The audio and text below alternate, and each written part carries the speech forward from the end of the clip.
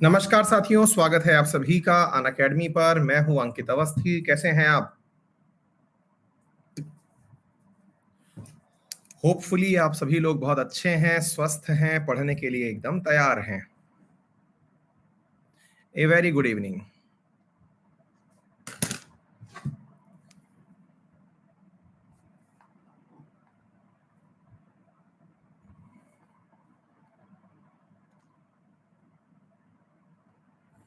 मैं अच्छा हूं बेटा, एकदम।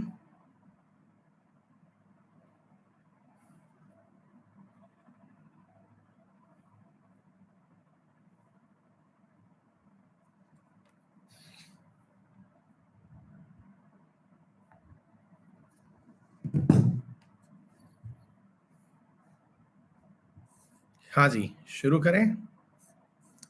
तो जैसा कि आप सभी को पता है, आज के हमारे सेशन में हम लोग आंग्ल मराठा युद्ध जो था उसे डिस्कस करने वाले हैं, है ना। अंग्रेजों और मराठाओं के बीच हुए युद्ध का डिस्कशन आज हम करने वाले हैं। आज के सेशन में हम लोग करने वाले हैं, ठीक है। तो इन सेशन की शुरुआत हम करेंगे और ये बहुत ज्यादा महत्वपूर्ण है, और मैं विशेष रूप से शुरुआत करूंगा उस जगह से जो कि परीक्षा उपयोगी भी है और आप लोगों के लिए एज इट इज याद रखना जरूरी भी है। अंग्रेजों और मराठाओं के बीच में ये तो बात किसी से छुपी हुई नहीं है कि जो इनके बीच में हमेशा टसल रहा होगा वो शक्ति से संबंधित ही रहा होगा, क्योंकि दोनों की दोनों ही एक ही प्रकार की रणनीति पर कार्य करते थे। और वो थी सहायता संधि टाइप की नीतियां, जिसमें कि सामने वाली पार्टी से इसलिए पैसा लिया करते थे, मतलब सुरक्षा के लिए सामने वाली पार्टी से धन लिया जाना जो था वो दोनों की फिलॉसफी का मुख्य उद्देश्य हुआ करता था। तो इस पार्ट को ध्यान में रखते हुए आज के सेशन में हम लोग इसी चीज का डिस्कशन करने वाले हैं, ठीक है। Okay, very good evening. हाँ बेटा। संगीता, प्रीता, मोनू, प्रीति, मोनू, धनीराम, अभय, नेहा, प्रिंस, साहू, अंकिता महतो, कुशाल, सभी को नमस्कार और सभी को गुड इवनिंग बेटा, है ना। चलिए, तो हम सेशन की शुरुआत करते हैं और सेशन की शुरुआत में जानते हैं क्या कुछ महत्वपूर्ण है आपके लिए। लेकिन हमेशा की तरह जब भी आपसे बोला जाए कि बेटा आपको मतलब सेशन की शुरुआत हो रही है, तो जो नियम कानून आपको पता रहने चाहिए, जिसके लेकर के कोई भी कंफ्यूजन नहीं होना चाहिए, वो क्या कानून है कि भैया हमें सब स्टार्टिंग में जो है ये बताना जरूरी होता है कि कल यूपीएससी वालों के लिए वो आखिरी दिन है जिस दिन वो यदि कोई सब्सक्रिप्शन परचेज करते हैं तो उन्हें अनअकैडमी दे रहा है। क्या दे रहा है? रेफरल कोड अंकित 10 के साथ में एडिशनल 10% डिस्काउंट तो सबको मिल ही रहा है, मतलब अंकित 10 प्लस 10% तो मिलता ही है इससे। लेकिन 28 अप्रैल तक यदि कोई बच्चा यूपीएससी का सब्सक्रिप्शन ले रहा है तो उसे अनअकैडमी 2 ऑफर दे रही है। नंबर 1 ऑफर जिसके अंदर उन्हें दिया जा रहा है, क्या दिया जा रहा है? एक ऑफर के अंदर उन्हें दिया जा रहा है 10,000 रुपीज की 20 बुक्स, नंबर 1। और नंबर दूसरा जो है वो दिया जा रहा है इसके अतिरिक्त 28 अप्रैल तक कि अगर आप लोग 1 साल का फीस पे करते हैं तो आपको एडिशनल 1 साल के अलावा जुलाई 2022 तक, यानी जब तक प्रीलिम्स होगा तब तक का सब्सक्रिप्शन एक्सटेंडेड दिया जा रहा है। ये ऑफर कब तक के लिए है? तो अभी 28 अप्रैल तक के लिए ये ऑफर है। यदि आप यूपीएससी में सब्सक्रिप्शन लेते हैं तो यूपीएससी में मेरे द्वारा इंटरनेशनल रिलेशंस शुरू किए गए हैं और इसमें मेरा पूरा करंट अफेयर्स का पूरा मतलब वो चल रहा है, अपडेटेड सेशन चल रहा है। यदि आप इसे ज्वाइन करते हैं तो मेरी पुरानी सारी क्लासेस आपको मिल जाएंगी और भविष्य में आने वाली सारी क्लासेस, जिसमें मैं इकोलॉजी और इकोलॉजी एनवायरनमेंट का करंट अफेयर्स और साथ में एनवायरनमेंट ये वो इकोनॉमी जो है इसका करंट अफेयर डिस्कस करूंगा। क्लियर? चलिए शुरू करते हैं। हाँ जी, एक विद्यार्थी पूछ रहे हैं मीनाक्षी की मॉडर्न हिस्ट्री के लिए विपिन चंद्रा की बुक या स्पेक्ट्रम की कौन सी लेकर आऊं, प्लीज सर बता दीजिए। मैंने आपसे बहुत बार पूछा है बट आपने नहीं बताया। अच्छा मीनाक्षी, दोनों ही किताब ले आओ। जब आपने इतना ही शिद्दत से पूछ लिया है तो मुश्किल से मतलब ये पकड़ लो 200-250 रुपए एक्स्ट्रा खर्च होंगे। दोनों किताबें ले आओ, है ना। पहले विपिन चंद्रा पढ़ना, वो बहुत ज्यादा कहानी जैसा एक नोवेल जैसी किताब है और दोनों ही हिंदी इंग्लिश दोनों में आती हैं, तो जहां से हो सके पढ़ लो, है ना। और फिर मतलब अगर आपको ये भी लगे तो हिंदी इंग्लिश में भी इशू आए तो दोनों भाषाओं में ले आओ, जिसमें आपको कंफर्टेबल हो पढ़ लो, ठीक है। अच्छा, इसके बाद में जब विपिन चंद्रा पढ़ लो तो उसका नोट्स है अपने आप में स्पेक्ट्रम, तो फिर स्पेक्ट्रम पढ़ डालो तो ऐसा लगेगा कि विपिन चंद्रा की कई लाइनें एज इट इज स्पेक्ट्रम में लिखी हुई हैं, ठीक है। डन। हाँ जी, तो आंग्ल मराठा युद्ध पेड बैच में कल से शुरू हो रही है, एसएससी कैटेगरी के अंदर इंडियन पॉलिटी। ठीक है, चलिए आइए तो अब हम शुरू करते हैं आंग्ल मराठा युद्ध। अब इसको थोड़ा सा समझने का प्रयास करिए। अंग्रेज और मराठाओं की पृष्ठभूमि समझने से पूर्व आपको यह समझना होगा कि जब हम बात करते हैं कि मराठा एम्पायर था कितना बड़ा, तो इसे समझने के लिए आपको सबसे पहले यह बात सीखनी होगी कि ये पूरा की पूरा जो आपको इस समय पिंक कलर का दिखाई दे रहा है, ये मराठा साम्राज्य हुआ करता था। किस समय? 1772 तक, जब तक पानीपत का तीसरा युद्ध नहीं हुआ था। ठीक है ना? अच्छा, तो ऐसी स्थिति में पानीपत के तृतीय युद्ध के पश्चात 72 तक ये जो आपको पिंक पृष्ठभूमि दिखाई दे रही है इतने बड़े क्षेत्र में, अब आप इससे अंदाजा लगा लीजिए। मैं कल वाली क्लास में भी शायद आपको बता रहा था। हाँ भाई अनिल कुमार, बहुत सारा आशीर्वाद। अब पढ़िए भैया, सुनिए ध्यान से।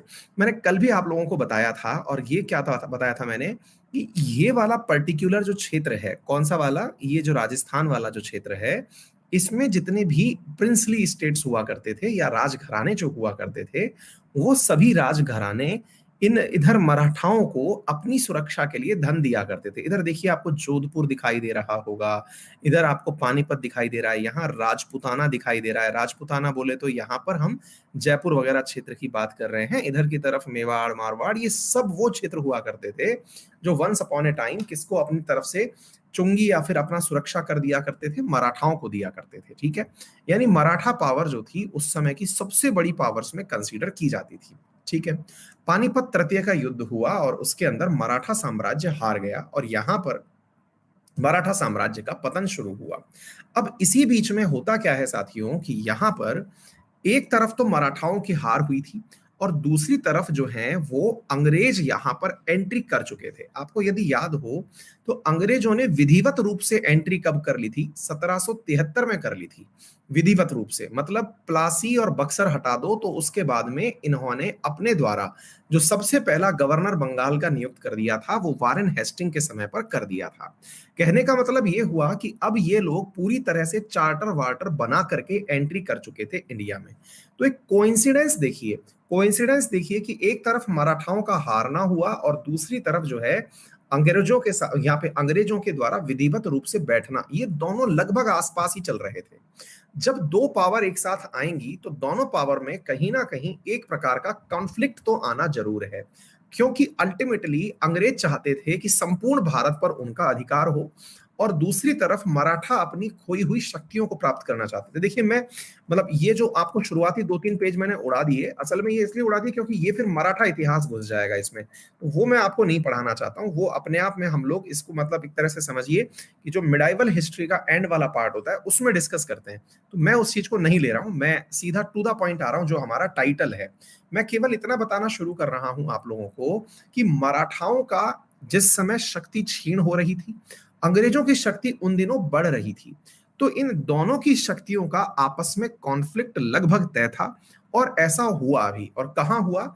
एंग्लो मराठा वॉर के अंदर ऐसा हुआ। क्या हुआ? इधर देखिए, एंग्लो मराठा वॉर के अंदर पहला एंग्लो मराठा वॉर यानी कि कॉन्फ्लिक्ट ऑफ पावर्स होना शुरू हुई। और वो कब हुई? 1775 से लेकर के 1782 के बीच में हुई, यानी मराठा शक्तियों से अंग्रेजों की पहली टकराव की स्थिति बनी तब। देखिए, जब भी युद्ध होता है तो युद्ध खत्म एक संधि पर होता है। संधि का मतलब हुआ एक ट्रीटी, एक इस प्रकार की व्यवस्था जिसके तहत ना तुम हारो ना हम जीते, इस प्रकार की व्यवस्था की जाए, जिसमें यह कहा जाए कि भाई विजित राष्ट्र जो है वो आपके पास होंगे, ये चीज जो हम हार गए हैं ये हमारी होंगी। इस प्रकार की तमाम बातें जिनमें होती हों वो सारी चीजें संधियों में आती हैं, संधियों में कंसीडर की जाती हैं।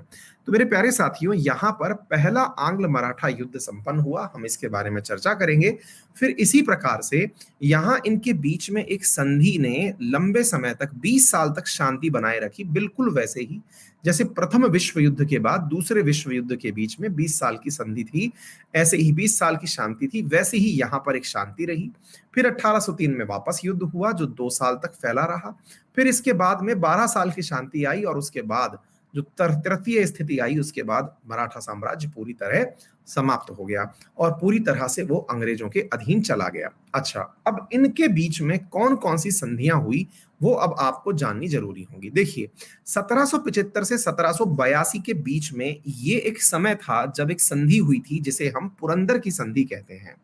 ठीक है, तो पुरंदर की जो संधि है ये आपके लिए एक महत्वपूर्ण, मतलब ये समझिएगा क्या कहते हैं इसको, एक स्टेज है जहां से आंग्ल मराठा युद्ध अपनी दिशा बदलता है। ऐसा लगता है बीच में तो कि यहां पर मराठा भारी हो रहे थे। ये सारी चीजें हम डिस्कस करेंगे। फिर धीरे धीरे ये चीज आगे बढ़ती चली जाती है और आगे चल करके फिर बीच में एक संधि और होती है जिसमें अंग्रेजों की बेइज्जती की जाती है। मतलब एक ऐसी संधि जिसमें ऐसा लगता है कि अंग्रेजों को अब तो लौट के चले ही जाना चाहिए, है ना। तो अंग्रेजों की अत्यंत अपमानजनक संधि हुई बड़गांव के बीच में, ठीक है ना। अच्छा, फिर मेरे प्यारे साथियों, इसके बाद में जो तीसरी संधि हुई जिसमें अंग्रेजों ने अपनी तरफ से एक प्रकार से कुछ चीजें जीत ली, वो संधि थी सालबाई की संधि। तो कहते हैं कि ये तीन संधियां कई बार परीक्षा में एज इट इज पूछ ली जाती हैं। कई बार ये दिखा के पूछ लिया जाता है कि इन्हें क्रम में व्यवस्थित करिए। कौन कौन सी संधि? पुरंदर की संधि, सालबाई की संधि और बड़गांव की संधि। इन्हें क्रम में व्यवस्थित करके पूछ लिया जाता है, ठीक है।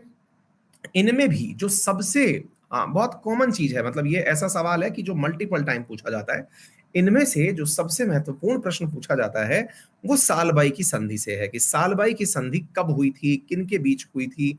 फिर इनकी शर्तों के ऊपर ये सवाल पूछ लिया जाता है ना। अब जैसे इन शब्दों को देख करके ही पता चल रहा है कैसे सालसेट, एलिफेंटा अंग्रेजों को प्राप्त हो गए, यानी कि इसका मतलब कुछ अंग्रेजों ने भी यहां पर जीत लिए, ठीक है ना। अच्छा, इसी प्रकार से अंग्रेजों ने रघुनाथ राव का पक्ष त्याग दिया, पेशवा की ओर से उसकी पेंशन की व्यवस्था की गई। इसका मतलब ये था कि अंग्रेजों ने यहां पर किसी का पक्ष ले रखा था जो युद्ध का कारण था। वो हम चर्चा करेंगे अभी थोड़ी देर में। सिंधिया को यमुना नदी के पश्चिम की अपनी समस्त भूमि पुनः प्रदान कर दी गई।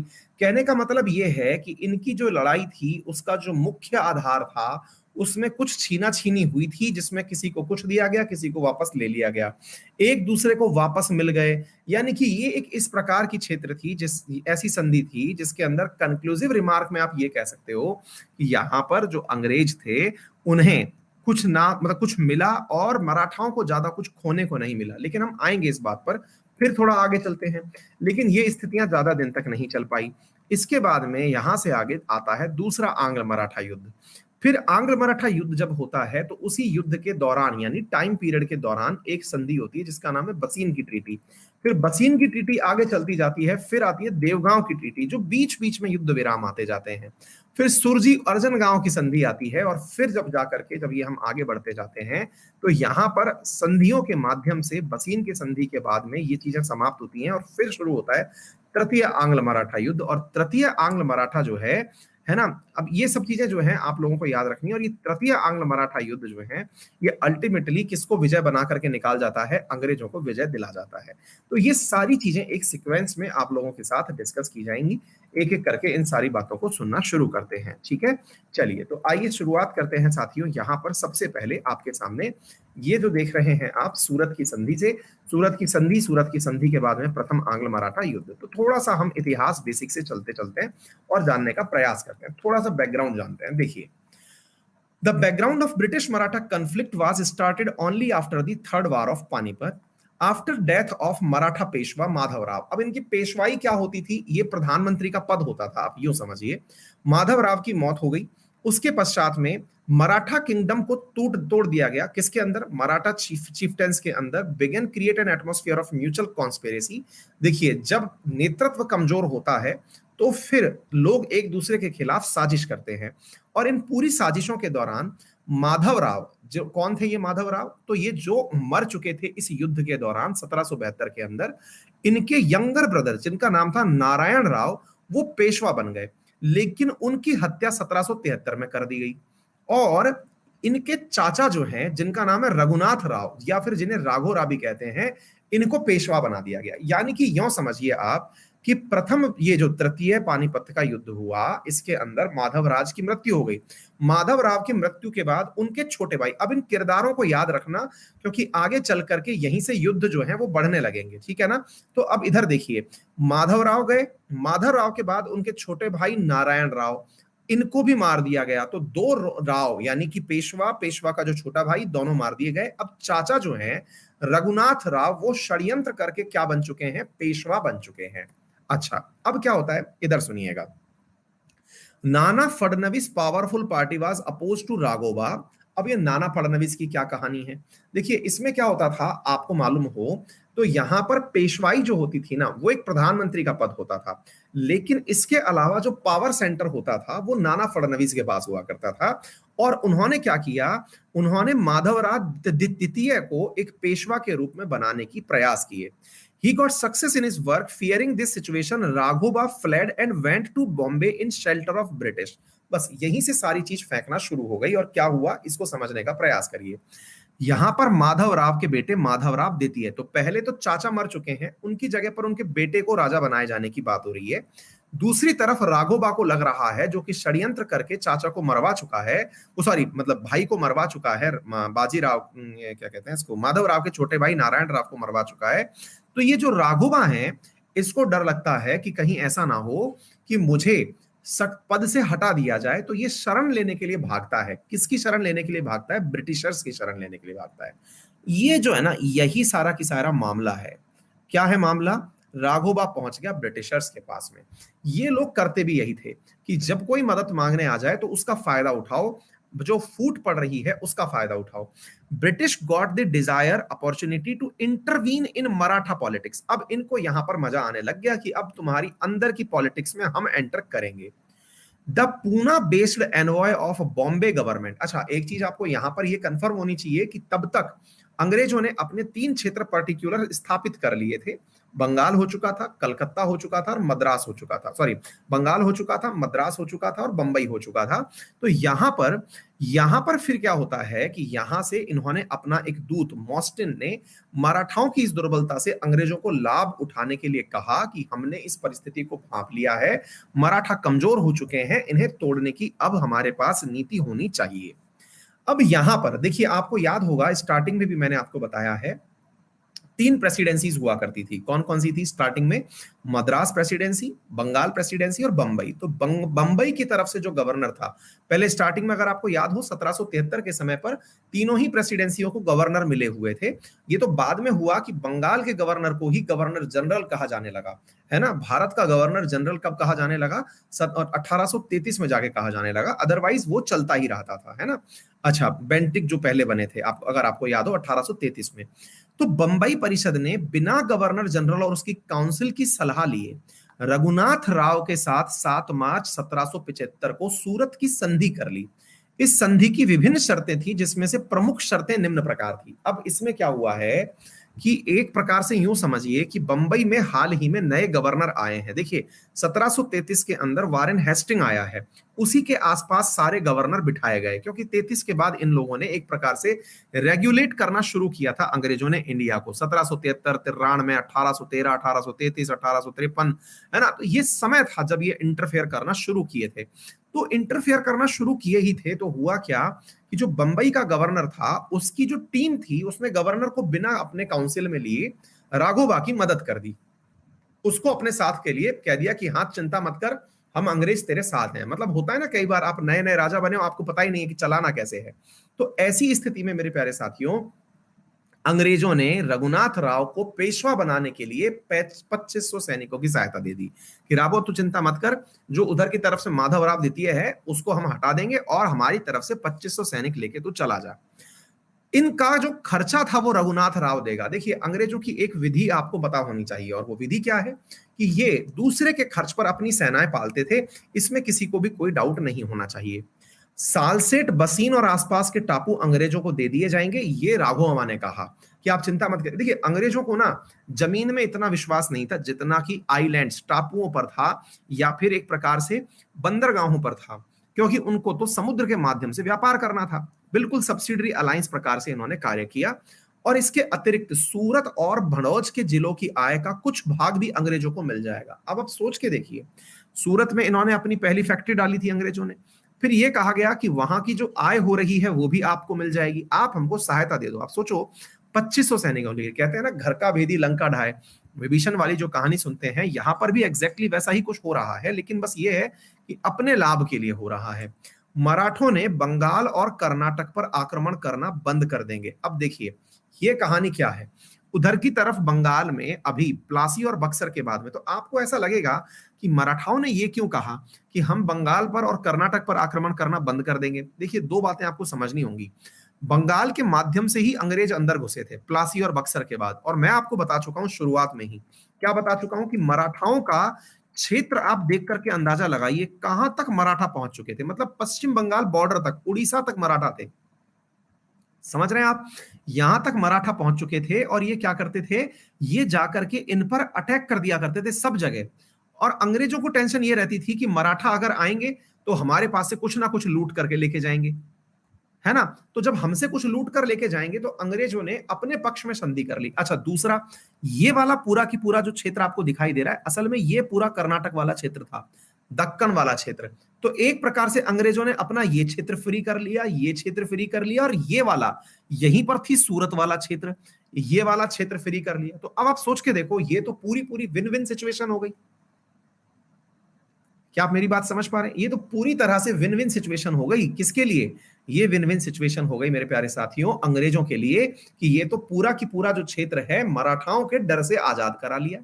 अच्छा, ये थी सूरत की संधि। लेकिन सूरत की संधि में करने वाला कौन था? करने वाला वो व्यक्ति था जो अभी तक मराठा का सम्राट बना नहीं था। वो तो कह रहा था अगर मैं बन गया तो ऐसा करूंगा, जैसे बक्सर और प्लासी में हुआ। अगर मैं बन गया तो ऐसा करूंगा, जो भविष्य में ऐसा कह रहा था। आ गई बात समझ में? तो ऐसी स्थिति में ये लोग जो हैं, ये इस खुशफहमी में काम कर रहे थे कि भविष्य में अच्छा होगा। यदि रघुनाथ राव ने पूरा पूना दरबार से कोई संधि की तो उसमें अंग्रेजों को सम्मिलित किया जाएगा। अब ये पूना दरबार क्या है? पूना दरबार वही जो मैंने आपको बताया, नाना फडणवीस, जो कि एक प्रकार के पावर सेंटर हुआ करते थे। मतलब शिवाजी की जो संतति चली आ रही थी वो वहीं से चलती थी, ठीक है ना। पेशवाई जो थी वो वहीं से मैनेज हुआ करती थी। तो ऐसी स्थिति में उन लोगों से कहा गया, रघुनाथ राव से, कि बेटा गलती से तुमने अगर कोई समझौता कर लिया, पूना में बैठा करते थे ये सब, तो बोले तुमने अगर उनसे कोई समझौता कर लिया तो तुम्हारी पेशवाई तो हम दिलवा रहे हैं, लेकिन हमको भी उसमें पार्टी बनाओगे। आ गई बात समझ में? हाँ। तो ऐसी स्थिति में रघुनाथ राव ने सूरत की संधि कर ली और युद्ध करने पहुंच चुका कि चलो अब लड़ाई करने चलते हैं। 2500 सैनिक ले लिए, ठीक है, 2500 सैनिक लेकर के चल दिए। कंपनी के डायरेक्टर्स द्वारा, कंपनी के डायरेक्टर्स ने, मतलब गेम सुनिए आप, मतलब सुनकर के स्टोरी चल रही है पूरी। कंपनी के डायरेक्टर्स द्वारा सूरत की संधि को मान्यता देने के परिणाम स्वरूप फरवरी 1775 में कर्नल कीटिंग के नेतृत्व में अंग्रेजों की सेना सूरत पहुंचती है। 18 मई 1775 को आरस के मैदान में अंग्रेजों और मराठों के मध्य अनिर्णायक युद्ध होता है। आ गई बात समझ में? इस युद्ध में मराठों की हार हुई, किंतु पूना क्षेत्र पर मराठों का अधिकार बना रहा। अब इसको यूं समझिए, देखिए इसको मैप से ही समझ पाएंगे। मतलब ये समझो कि अंग्रेज यहीं पर बैठे हुए थे सूना वाले क्षेत्र में, ठीक है। तो यहां से ही इन्होंने यहां पर लड़ाई मार दी, बॉर्डर बॉर्डर एरिया पर, ठीक है।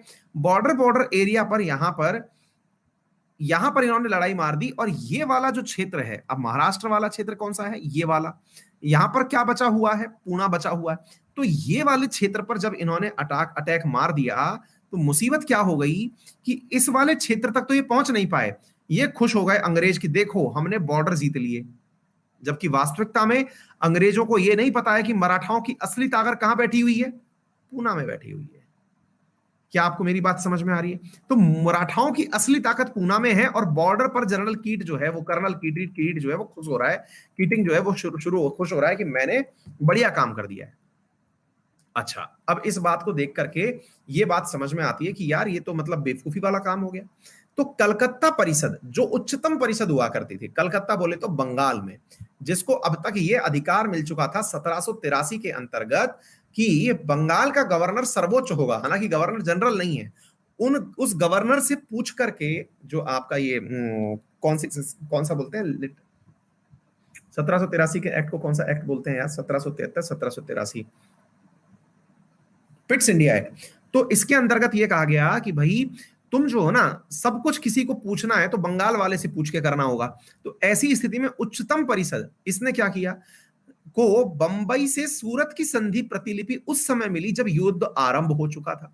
कलकत्ता परिषद ने इस संधि को अमान्य कर दिया। इस स्थिति में कलकत्ता से कर्नल अपटन को पूना भेजा गया, जिसके बाद अंग्रेज सरकार और पूना दरबार के प्रतिनिधि नाना फडणवीस के बीच में पुरंदर की संधि हुई और इस संधि की निम्न शर्तें थी। अब क्या हुई कहानी, इसको समझिए। कहानी क्या हुई मेरे प्यारे साथियों, इसको थोड़ा सा इस प्रकार से समझने का प्रयास करिए कि अंग्रेजों को यह समझ में आया। देखिए बहुत ही लॉजिकल सी बात है। संधि हुई, दिक्कत क्या रह गई, दिक्कत यह रह गई कि संधि के अंतर्गत जो पहली वाली सूरत की संधि हुई थी, जो राघोबा के बीच में हुई थी, और एग्जीक्यूटिव काउंसिल ऑफ किसके बीच में, बंबई के बीच में हुई थी। बंबई वालों की वैल्यू नहीं थी। तो ऐसी स्थिति में सूरत वाली ट्रीटी जो है वो नल एंड वॉइड कर दी गई। किनके द्वारा, बंगाल वालों के द्वारा। ये कहा गया कि तुम लोगों ने, अब अच्छा, अब आप सोचेंगे इसका मतलब सर ये तो ये वाली बात हो गई कि वो मतलब पावरलेस कहलाएंगे ये लोग। तो कौन से वाले लोग, जो बंबई वाले थे। बिल्कुल। देखो इस समय पर आपको समझदारी समझनी होगी अंग्रेजों की। अंग्रेज समझ रहे थे कि बेटा ये राघोबा के बहकावे में आकर 2500 सैनिक लेकर के मराठाओं से लड़ने निकल पड़े। इनको समझना होगा कि इस पूरे भारत पर साम्राज्य कर रहे हैं मराठा। ऐसी स्थिति में अगर पूना दरबार आकर के हमारे ऊपर बंगाल में अटैक कर दिया तो हमको भागना पड़ेगा। तो ऐसी स्थिति में बंगाल के जो उस समय की एग्जीक्यूटिव काउंसिल थी, उन्होंने तुरंत ये कहा कि साहब बात ऐसी है कि हम लोग जो हैं पहले ही हम इस बात को मान ले रहे हैं कि ये हमसे गलती हुई है, हमें इसको माफ कर दो, हम इसको यूज नहीं करना चाहते। इनके बीच हो गई पुरंदर की संधि। और क्या हुई पुरंदर की संधि, इससे आप समझिए क्या लिखा हुआ है। अंग्रेजों और मराठाओं में प्रत्येक स्थान पर शांति रहनी चाहिए। निर्णय क्या निकाला गया, अंग्रेज और मराठा एक दूसरे के क्षेत्र में कोई इंटरफेयर नहीं करेंगे। आ गई बात समझ में। दूसरा, कंपनी रघुनाथ राव का पक्ष नहीं लेगी। बेचारा रघुनाथ राव के साथ उल्टा हो गया। परंतु सालसेट कंपनी के पास ही रहने दिया जाएगा। अब एक प्रकार से पूना दरबार वहां गया है, पूना दरबार ने कहा ठीक है, पानी का एक आइलैंड है जो इन्हें चाहिए, दे देते हैं, क्या दिक्कत है। एक आइलैंड, एक प्रकार से अंग्रेज इस संधि में भी कुछ ना कुछ जीत गए। पूना सरकार अंग्रेजों को युद्ध खर्च हेतु 12 लाख रुपया प्रदान करेगी। पूना सरकार, Poona government will provide 12 lakh rupees to British for cost of war. कि आप लोगों ने युद्ध किया, आपके सैनिक खर्च हुए, हमारे युद्ध में मारे गए, पैसे ले और ऐस करो। पूना दरबार रघुनाथ राव को 25,000 रुपए प्रति माह पेंशन के रूप में देगा और वह गुजरात चला जाएगा। कि भाई एक काम करो, इस रघुनाथ राव के कारण सारी बातें हुई हैं, तो एक काम करो, इस रघुनाथ राव को हटाओ यहां से और हटा करके इसे गुजरात भेज दो, यानी सूरत के पास सेटल कर दो, पेंशन दे दो और इसे साइड में कर दो। आ गई बात समझ में। अटैक भी किया और कंपनसेशन भी लिया, सोच के देखो। आ गई बात समझ में। अच्छा, अब यहां से आगे की कहानी। अब क्या होता है कि बंबई सरकार को पुरंदर की संधि स्वीकार न थी। अब अंग्रेजों के बीच में मामला फंस गया। कैसे, एक तरफ तो साहब आपके कलकत्ता सरकार ने यह कह दिया कि हम राघोबा को इज्जत नहीं देंगे। इधर क्या हो रहा है, इधर बंबई सरकार कह रही है वाह भाई वाह, हम तीनों बराबर पोस्ट पर आए हैं, तुम पंच क्यों बन रहे हो। अभी तक तो पंच बनने जैसी स्थिति हुई नहीं, क्योंकि वो तो पिट्स इंडिया एक्ट में होगी। तुम क्यों मतलब गवर्नर बन रहे हो। तो ऐसी स्थिति में एक बालक है जो बहुत देर से पागल हो रखा है, पुनीत नाम है। जितना हिस्ट्री आप पढ़ा रहे हैं, so that is sufficient for UPSC exam. बेटा देखो बात ऐसी है, तुम यूपीएससी की तैयारी कर ही नहीं रहे हो पुनीत, है ना। कर रहे होते तो ये सवाल ही नहीं पूछते। तो दुनिया में खामोखा क्यों माहौल बना रहे हो। ये पढ़े लिखे बच्चे हैं, यहाँ पढ़ रहे हैं, खामोखा माहौल मत क्रिएट करो ना। यूपीएससी लिखने भर से यूपीएससी की तैयारी नहीं हो जाती है बेटा, है ना। मैं चाह नहीं रहा था कि तुम्हारा जो है थोड़ा सम्मान करूं क्लास में, पर तुम मान ही नहीं रहे हो। तुम्हें लग रहा है दुनिया को तो चैट का बटन ही नहीं आता है, तुम्हें पूरा बटन आता है और तुम जो है वो फटाफट उसका उपयोग कर रहे हो। बाकी सब लोग तो एकदम बेवकूफ हैं, उनको तो चैट का ऑप्शन ही नहीं आता है। जिसको यही नहीं पता है कि यूपीएससी में क्या आता है क्या नहीं आता है, कई आकर के नादान परिंदे पूछते हैं सर ये यूपीएससी में आएगा क्या। तो बेटा तुम तैयारी कर ही नहीं रहे हो, छोड़ दो ये सब चीजें ना, मतलब इस क्लास में मत आया करो, क्योंकि फिर मेरा जो है ना सम्मान आपके प्रति और बढ़ जाएगा और फिर मैं इज्जत दे दूंगा आपको। तो ऐसी स्थिति में आप लोग ना ही आया करें। मतलब ये कोई मनोरंजन क्लास नहीं है भाई, मतलब ये चिड़िया उड़ तोता उड़ की कहानियां नहीं चल रही हैं, है ना। थोड़ा दूर रहा करो इस सब चीज से, ठीक है।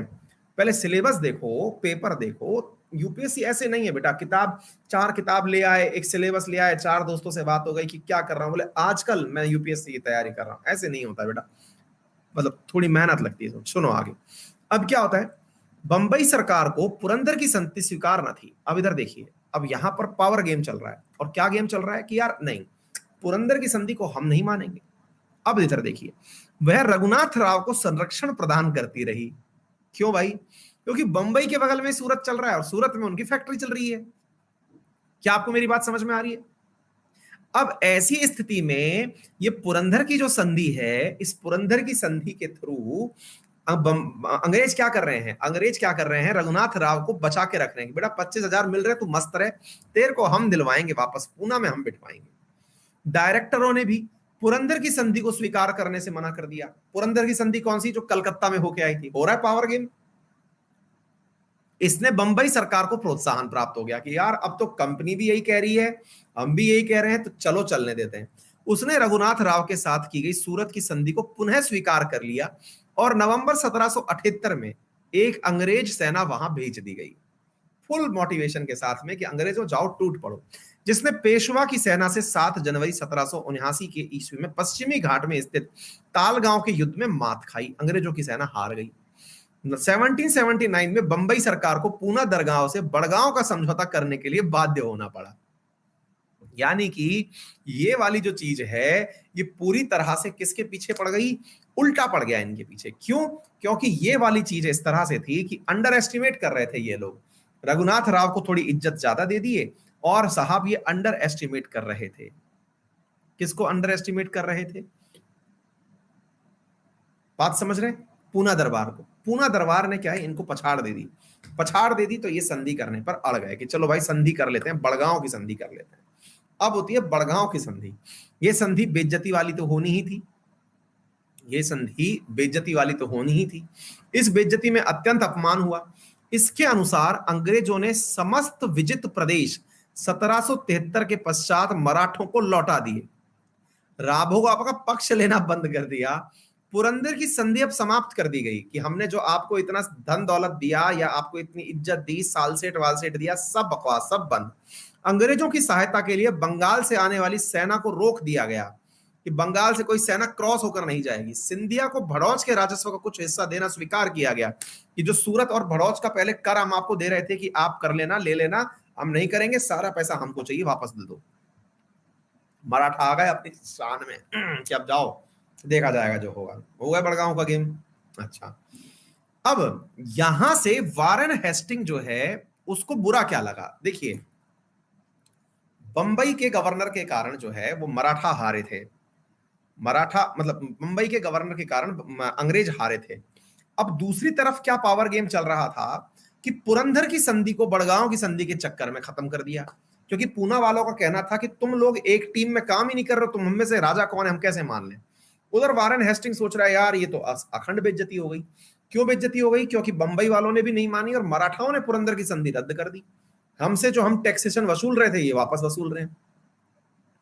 तो इस अपमान को जब उसने नहीं सहन कर पाया तो उसने मराठाओं से युद्ध जारी रखने का फैसला कर लिया। मतलब ये हुआ कि भाई इधर बंबई की वजह से युद्ध शुरू हुआ था, अब खत्म हम करेंगे, यानी बंगाल से करेंगे। हेस्टिंग ने सेना की 2 टुकड़ियों को क्रम से जनरल गोगार्ड और पोफम के नेतृत्व में भेज दिया। गोगार्ड मध्य भारत को रौंदता हुआ अनेक जगहों पर मराठाओं को पराजित करता हुआ 15 फरवरी 1780 में अहमदाबाद पहुंचा। अब देखिए अहमदाबाद का क्या किस्सा है, इसको यूं समझिए। आपको मालूम होना चाहिए अंग्रेजों की आने वाली सेना को रोक दिया गया। अगर आपको मालूम हो, अंग्रेजों की सहायता के लिए बंगाल से जो सेना आती, कहां पर? सूरत। सूरत कहां है? गुजरात में। अहमदाबाद से होकर निकलना है। तो अब उस रास्ते को अगर आपने बैन किया है तो अंग्रेजों का गोगाड़ अगर आ रहा है तो सोचो वो बंगाल से चला है और सीधा गुजरात तक आ रहा है और वो सबको हराता हुआ आ रहा है तो खतरनाक कि तुम रोक के दिखाओ हमारी सेना को, सेना आती जा रही है गजब चीज। अच्छा, दूसरी तरफ पोफम ने 3 अगस्त 1781 में ग्वालियर पर अधिकार कर लिया। जनरल मैकम ने 17 फरवरी 1781 को सिपरी में सिंधिया को मात दे दी। ग्वालियर घराना, सिंधिया घराना हमेशा से रहा, उनको मात दे दी। किंतु इसी समय ज्ञात हुआ कि हैदर अली और निजाम भी अंग्रेजों के विरुद्ध मराठों की सहायता के लिए आ गए। अच्छा, इधर क्या चल रहा था, कर्नाटक वाले क्षेत्र में आपको मालूम होना चाहिए, अगर आपने बाजीराव मस्तानी मूवी देखी है तो उसमें बाजीराव को एक चीज करते हुए दिखाते हैं कि वो दक्कन के मतलब जो हैदर थे सुल्तान, वो जो हुआ करते थे निजाम, उनसे संधि करता है। तो यहां पर भी मराठाओं की और निजामों की संधि होती रही है बीच बीच में, लेकिन मौके के हिसाब से होती रही है। तो यहां से क्या हुआ, हैदर अली, हाँ टीपू सुल्तान वाले पिताजी, ये क्या सहायता कर लिए इनके साथ में कि चलो अब इस तरह से आगे बढ़ते हैं।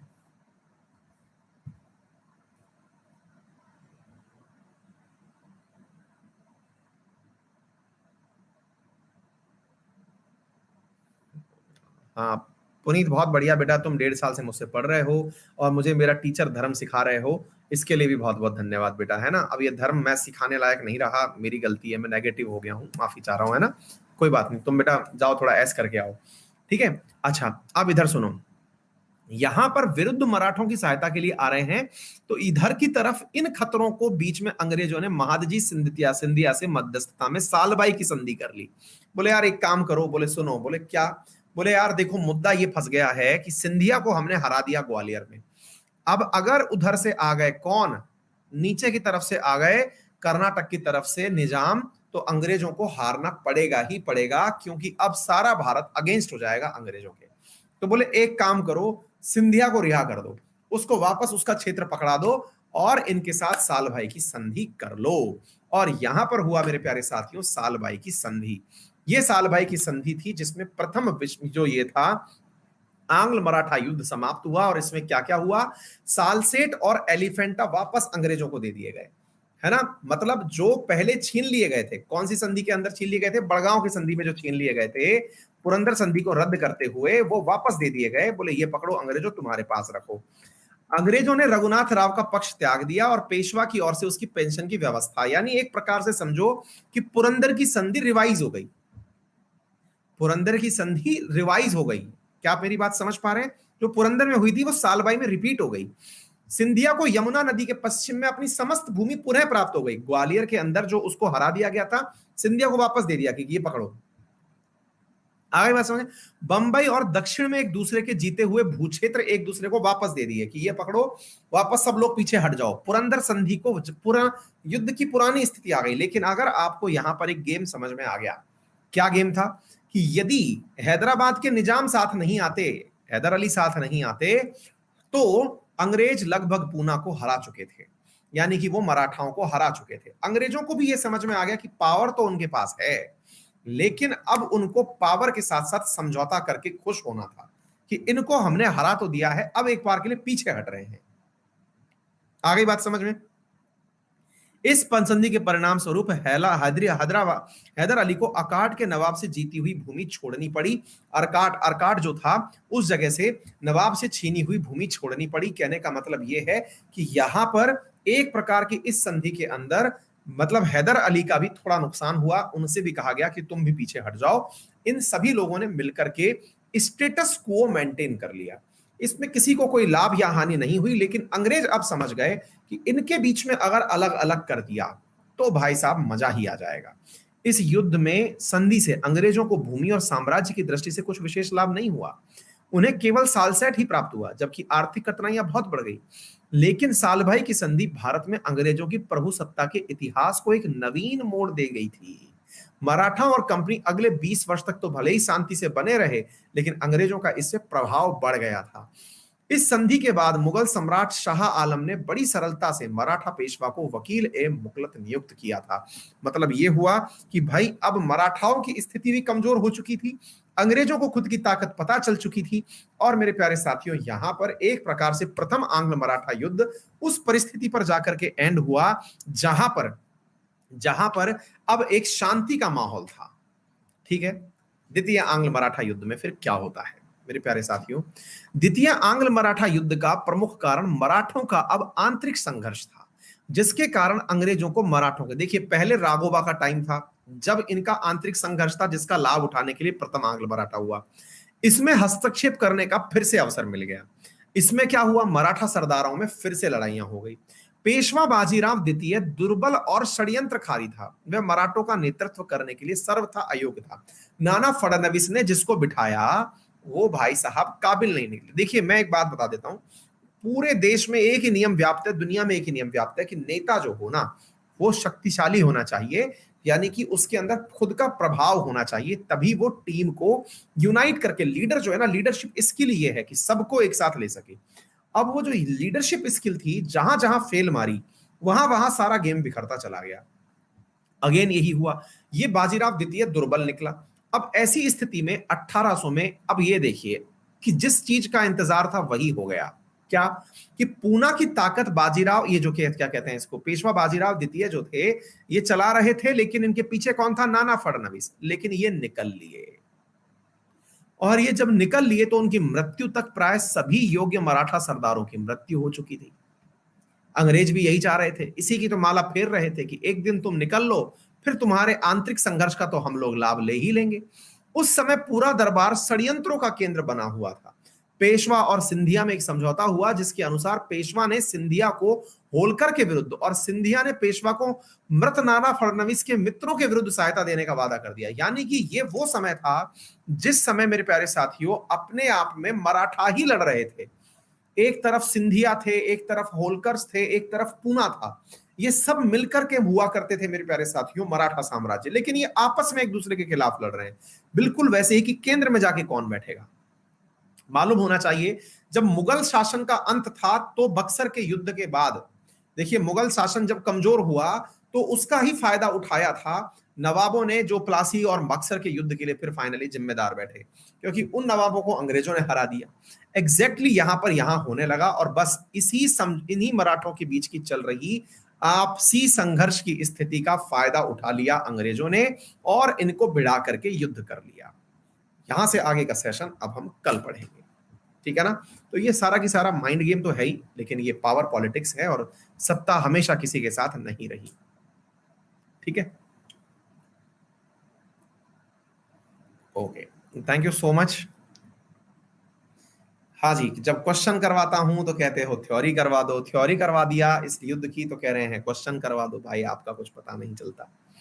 हाँ जी, दूसरी बात, आपके जितने भी मित्र सखा बंधु हैं उन सबसे कहिएगा कि जो भी विद्यार्थी वनडे एग्जामिनेशंस चाहे एसएससी, रेलवे, बैंकिंग और डिफेंस की तैयारी कर रहे हैं, उनके लिए रोजाना शाम 8:30 बजे वाईफाई स्टडी चैनल पर करंट अफेयर्स का एक डेडिकेटेड बैच मैं लेकर के आ रहा हूं, ठीक है।